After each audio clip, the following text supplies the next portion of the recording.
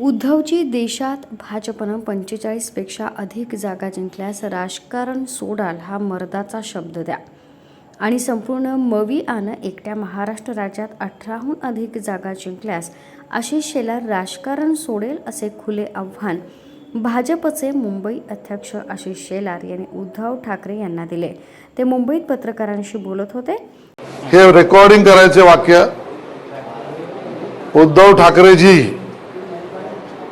हा तुम्ही मर्दांचा पक्ष चालवत असाल, मर्द आणि मर्दांचं नेतृत्व करत असाल तर तुम्हाला माझं जाहीर आव्हान आहे, भारतीय जनता पार्टी देशात 45च्या वर गेली तर उद्धव ठाकरेजी तुम्ही राजकारण सोडाल आणि मी तुम्हाला प्रति आव्हान देतो, देशात जाऊ दे, महाराष्ट्रात गेल्या वेळेला तुम्ही 18 होतात आमच्यामुळे, आता महाविकास आघाडी म्हणून जरी उद्धवजी तुम्ही 18 आलात तर मी राजकारण सोडेन। उद्धवजींना खुलं आव्हान आहे, देशात भारतीय जनता पार्टी 45+ जाणार नाही म्हणालात, भाजप 45च्या वर गेलात तर राजकारणातून निवृत्ती घ्याल, त्या ठिकाणी अपमान सहन कराल, मर्दांचा शब्द द्या आणि जर महायुती म्हणून शिवसेना सोडा उद्धवजी, तुमच्या युतीत 18च्या वर तुम्ही महाराष्ट्रात गेलात तर आशिष शेलार राजकारण सोडेल, मर्द असाल तर शब्दावर टिका।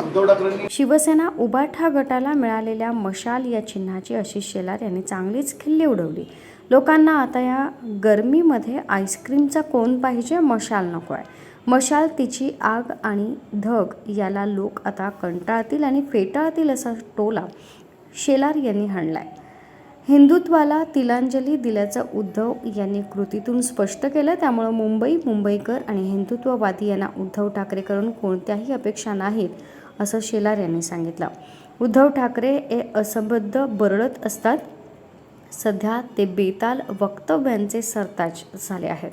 आदित्य ठाकरे यांना मुख्यमंत्री बनवण्याचा उद्धव ठाकरे यांचा 2014 पासून मानस होता। 2019 साली देखील ते शक्य झालं नाही, म्हणून उद्धव स्वतः मुख्यमंत्री झाले आणि पुत्रमोहाच्या नादात बाळासाहेबांचे विचार बाजूला ठेवले आणि त्यातून शिवसेना फुटली असंही आशिष शेलार यांनी सांगितलं।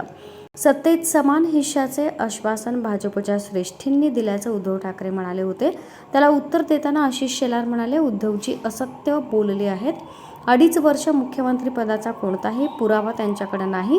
2.5 वर्ष अमित भाई कधी म्हणाले नाहीत, 2.5 वर्षाचा मुद्दा देवेंद्रजीही कधी म्हणाले नाहीत। स्वतःच असत्य पचवण्याचा प्रयत्न उद्धवजी करत आहेत।